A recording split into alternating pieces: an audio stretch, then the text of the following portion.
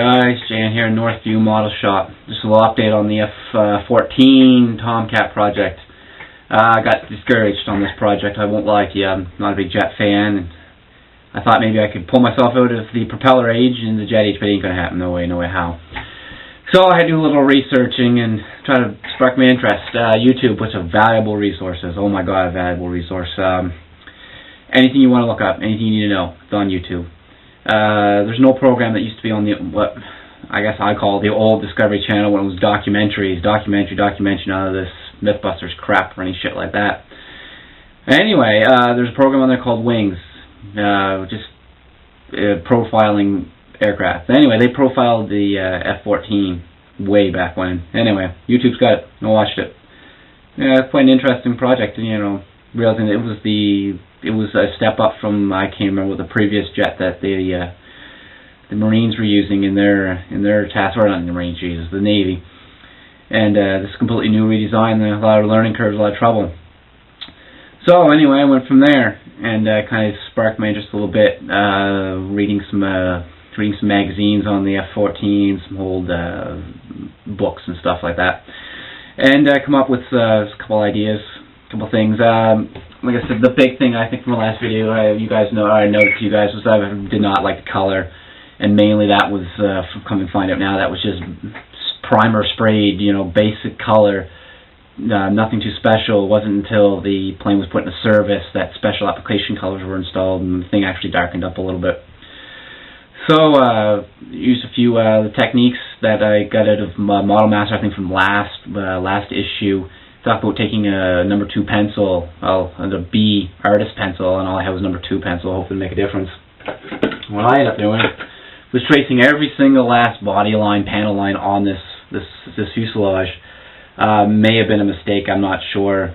Said, not a real big fan of what I'm accomplishing here in this kit and what the end product's going to look like, so if it's a complete waste, it looks like crap, I guess I was note nothing, but if it turns out to be really good, it's a learning experience. Black Mark suggested maybe just highlighting a few key areas, and I'm pretty sure he's probably right there. So some of these panel lines are definitely not straight. I'm going to have to go back with a special eraser and clean some of this up, straighten them up a little bit. The upper fuselage half, I think, maybe get closer, you guys get better sight. It's a bit more shakier, but it definitely shows a lot more in the potential for this project, right? Some reference photos to try to get some ideas where I'm going to go with this. Flat black in this area here is hard to read in the installation project. Does flat black fall along here? This is supposed to be dark all gray. I want to match my interior tub, so with it installed in there, being come on, baby. Yeah, if that was black, it would kind of wash away the interior. So I'm not sure what I'm going to have to do there. Fit in the glass and stuff. I want to say that black is going to be the way to go, but possibly not.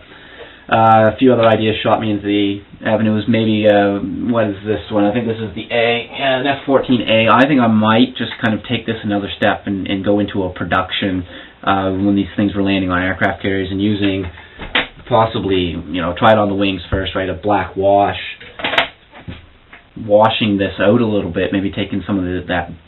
I'd say it's almost a light gray tan away from it, and making it more dark in color. I think that would be more up my alley, but we're gonna try it. If it doesn't work, it doesn't work. If it does, it does. Woohoo! Right.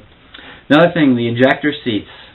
This is by far. Let's try to zoom in here. I don't know how we're going to get for detail, but these are by far the most detailing in a little seat I've ever done. And I'm very pleased with this. Once again, with all this technology in the world, I was relying on memory and what I think is right in books, which is great. It takes you back, takes technology out of your life when you want to model and you want to get away from everything, basics. So that's what I used to do, and now I realize, well, you got this thing called the internet. Apparently there's a lot of information on there, and if I'll be damned if you just look up F-14 ejector seat. I found a website, you just pick the friggin' airplane and it will give you the picture of the ejector seat that was pulled out of it when these guys scrapped it and they're for sale. So, very awesome, detailed, close-up picture of these seats. which shows more than the Revell instruction could ever show. And with the assistance of this little gizmo, a magnifying glass with some light, woo, it made life so much easier to detail this stuff. And a magnifying glass is definitely a must in any detailing shop when you want to do this stuff, because I took these seats that looked like, well, they were just all gray with a little bit of olive drab to full detailed. I mean, you guys watching this do this a lot better than I do, probably laughing at me right now, like those look like crap. But to me, you know, these are the best I've ever done. And you know, really, when it comes to this stuff, that's the only person that you need to impress is yourself. You need to get better than you were last model, and you can continue on. So I'm proud of what I've got. I think Fast Jimmy would probably have. I know he's having a little thing right now. He probably can commend me on that, to say that you're only out for yourself to try to get better and impress yourself. So, man, I kind of thought of you when I did this stuff. So, anyway, I'm moving along slowly.